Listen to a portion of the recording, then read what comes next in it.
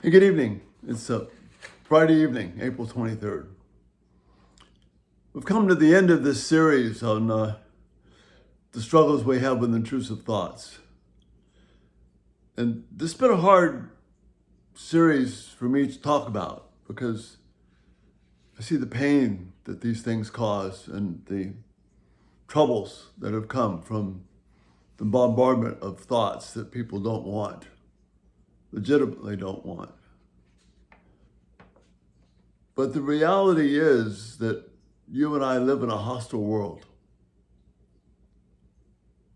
A world that is very much accustomed to handing out pain, where the enemies that we face from the world around us, from our own flesh and from the devil, are constantly bombarding us. And David is in Psalm 25, and that's where we're going to end. We started with this, we're going to end with this psalm. David is aware of the torment and the pounding of thoughts.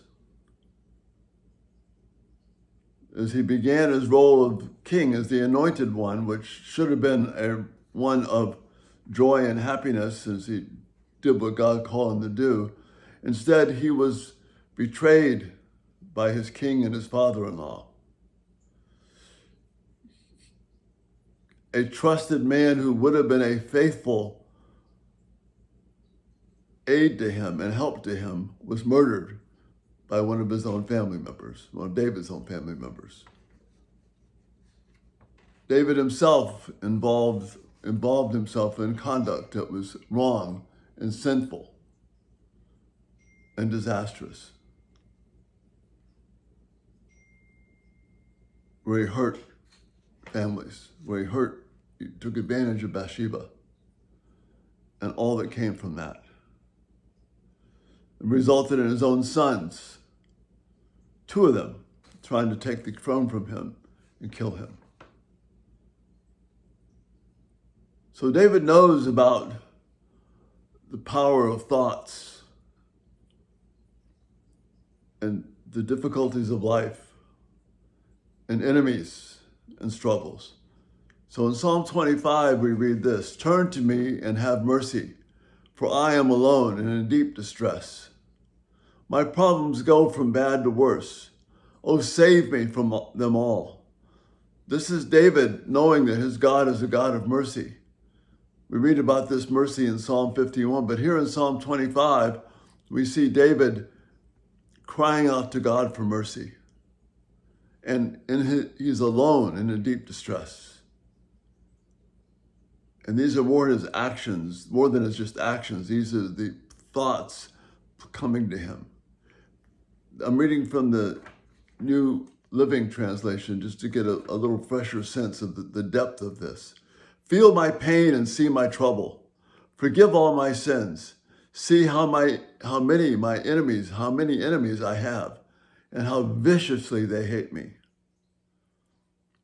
David's not playing the victim here. He's saying what's true. He knows about this, but then he still turns to God. "Protect me, rescue my life from them. Do not let me be disgraced, for in you I take refuge. May integrity and honesty protect me, for I put my hope in you." You see, these vicious thoughts, these unrelenting thoughts, both from his own past sins, from the relational troubles he has, from the things that plagued his mind, to the actual physical enemies that he faced, he's running to God. He's anticipating the gospel. "Protect me, rescue my life from them." David knows, if we read Psalm 51, David knows he has no claim to righteousness except the righteousness of God. His plea there is for God to make him clean, whiter than snow. He's anticipating the work of Christ in the gospel. And when we are overwhelmed by our thoughts, when we are overwhelmed by the evil of this world, David says to God, "Protect me, rescue my life from them. Do not let me be disgraced, for I take refuge in you. May integrity and honesty protect me, for I put my hope in you." Paul picks up on this theme in Ephesians, and he says this when he's talking about the passage on spiritual warfare in Ephesians 6. After listing several elements of the warfare and how to protect ourselves, he says, in addition to all this, take up the shield of faith with which you can extinguish all the flaming arrows of the evil one. The flaming arrows come in many ways, but tonight I'm just focusing on how those arrows are aimed, at your heart, to cut deeply to you. Because they're the arrows of the enemy, and they're thoughts that come to remind you of your sin, the sin of others, and the ugliness that we see in the world. But the hope that we have is the same hope that David has. Lord, protect us, for I take refuge in you. And that's been the point of this whole series. Take refuge in God. Even when we feel unworthy, even when our own actions condemn us. Jesus died to free us from the curse of self-atonement. He died to free us from the attack of this world. He died when we feel the weight of sin pushing down on us as if we were dead. And what God did is that while we were still caught in this, he made us alive. So with David, we can cry out, hear me, Lord, protect me, for I take refuge in you. And regardless of whatever path you're involved in, whatever remedy you're seeking, with regard to these issues of the thoughts and the things that plague us, take refuge in God.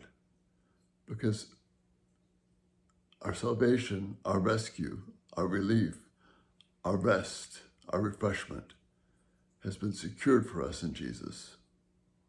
He knows all the thoughts, all the difficulties that you face. And he says, come to me.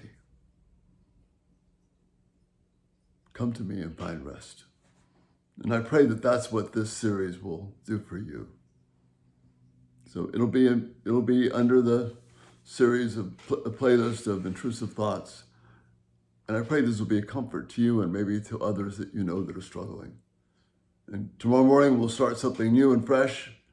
But this night, thank you for being with me this week. Thank you for working through these hard things with me. Lord bless you. Lord keep you. Make his face to shine upon you. Rest this night because you can run to Christ. Find refuge and he will care for you. And that's the thought for this night. Thanks so much for being here. And Lord willing, we'll see you in the morning. Good night.